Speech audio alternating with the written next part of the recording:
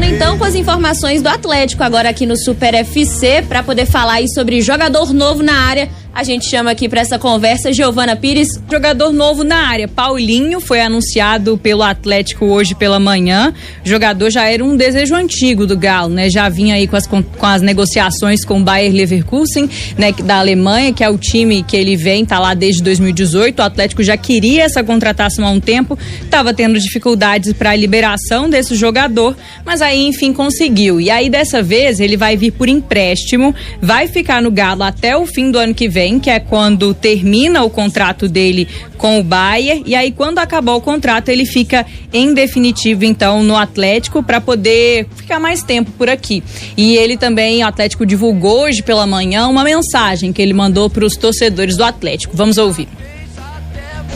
Fala, massa atleticana, tô passando aqui para avisar que eu tô fechado com o maior de Minas e tô muito ansioso para vestir essa camisa aqui e encontrar vocês no estádio. Aqui é Galo, é nóis. Paulinho, então, que foi anunciado, ele até falou encontro vocês no estádio, na mensagem, né, no tweet, né, no Twitter feito pelo Atlético, a publicação anunciando a contratação dele. O Atlético fez uma montagem, né, com o jogador e atrás a Arena MRV, que vai ser inaugurada no ano que vem. O Galo vai poder jogar lá a partir de maio. Então, o estádio vai ser o Mineirão por enquanto, mas depois, logo depois, já vai ser a Arena MRV, então, que o Paulinho vai poder jogar, vai estrear a Arena do Galo. Baita contratação, né? Rô, Pedro, quero saber de vocês. É uma baita contratação aí pro ataque alvinegro, né? A gente sabe que lesões podem acontecer durante a temporada. A gente viu acontecer isso justamente com o Pedrinho, que assim que chegou acabou se lesionando. Então é sempre bom ter várias peças ali. O Eduardo Cudê já chegando e também peças novas sendo acrescentadas aí pro time do Atlético, que é um dos favoritos, né? Assim como foi nessa temporada, a brigar pelo título brasileiro, não só do brasileiro, mas várias outras competições. Esse ano acabou deixando um pouco a desejar, mas entra forte, sim, assim como o Flamengo, Palmeiras e outras equipes na disputa do Campeonato Brasileiro, Copa do Brasil e também Libertadores, mas lembrando aí que o Atlético, né, começa na pré-Libertadores. Vai ter show para poder disputar e vai ter o Paulinho. E até falando sobre a Libertadores, o Pavon, né, que foi uma contratação feita pelo Galo no meio dessa temporada, não pode jogar a Libertadores ainda. Ele tem aquele período de suspensão ainda para cumprir em relação à punição que ele tomou quando estava no Boca Juniors, vai precisar cumprir. O Atlético e os advogados do jogador ainda tentam fazer uma tentativa, né, de diminuir essa pena ou suspender essa pena para que ele possa jogar pelo Atlético, mas por enquanto isso ainda não aconteceu. Então é um desfalque por enquanto certo do Atlético para a Libertadores, e tendo aí o Paulinho seria uma boa mesmo, pensando realmente que precisa passar da pré-Libertadores. Falando um pouco mais sobre ele estava na seleção brasileira que foi campeã olímpica no ano passado, né, nos Jogos Olímpicos de Tóquio de 2020, que foi disputado na temporada passada por conta da pandemia. Ganhou então o ouro olímpico ali ao lado de Guilherme Arana, que também deve voltar ao Atlético no ano que vem, né, depois de se recuperar da lesão. Só pra gente fechar então esse noticiário do Atlético, Pedro, Rosane, todo mundo que acompanha a gente, uma notícia de agora há pouco sobre Alexandre Calil, toda aquela confusão envolvendo o Conselho Deliberativo do Atlético, de que alguns conselheiros denunciaram de que haveria uma irregularidade em relação à última eleição que teve, né, de posse de alguns conselheiros. De acordo com alguns desses conselheiros, teve uma irregularidade porque alguns dessas pessoas que conseguiram o título de conselheiro do Atlético não estariam aptos para poder concorrer. Eles fizeram essa denúncia e agora há pouco o Alexandre Calil entrou com uma notícia-crime no Ministério Público de Minas Gerais para poder tentar a anulação da eleição, justamente para poder conseguir mexer nisso tudo que, de acordo com o Alexandre Calil e outros conselheiros, foi uma eleição irregular. Conversei agora há pouco com o Alexandre Calil naquele educação, aquele jeitinho gostoso que ele tem de tratar todo mundo, e ele falou que realmente fez essa notícia-crime e agora é com a justiça nessa tentativa de correr atrás, né, tentar anular essa eleição que foi feita, e tudo isso pode acabar prejudicando até a instauração da SAF no Galo, né, porque o Conselho Deliberativo do clube precisa aprovar para que um investidor de fato chegue ao Galo, só que aí com tudo isso acontecendo pode ser que atrase toda essa votação, que só deve acontecer no ano que vem.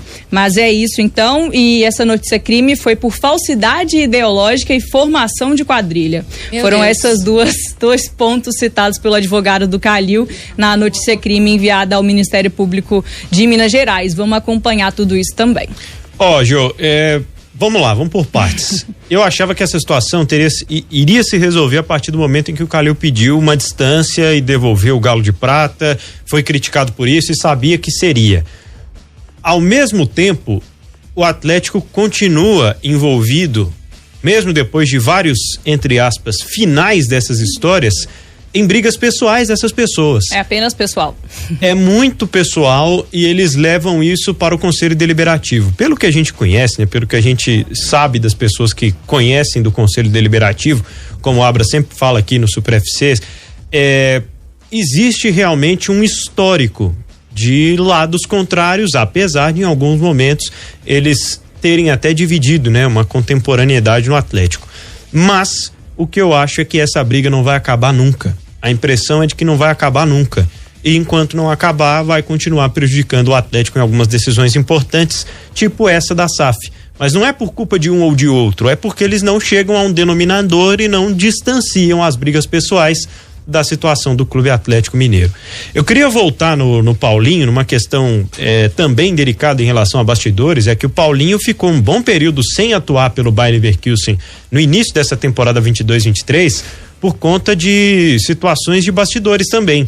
E ele até dizendo que foi cerceado, né, politicamente. Ele sabe que o Paulinho é ativamente ligado a questões políticas, a questões religiosas, a questões sociais, porque é um jogador que se posiciona diferente da maioria dos seus colegas e acaba sofrendo algum tipo de retaliação por isso, até por parte de torcedores e torcedoras em rede social, o que a gente não pode levar tanto em consideração assim, mas tende a entender os motivos pelos quais esse tipo de coisa acontecem. Mas é um baita de um jogador. Quando ele surge aqui no Vasco, era tido como o jogador jovem da época no futebol brasileiro. E aí, no futebol europeu, teve sim seus momentos bons também no Bayer Leverkusen, acabou não tendo uma grande campanha por lá. Com o fim de contrato chegando, a impressão é de que o Atlético vai procurar depois, para em definitivo, uma solução para essa situação num contrato mais longo. Afinal de contas, estamos falando de um jogador de seleções de base, de muito pouca idade e de muito potencial, mas é mais uma história de jogador que na Europa já não vinha tão bem e dessa decrescente ganha uma nova oportunidade para mostrar o seu futebol aqui no Brasil.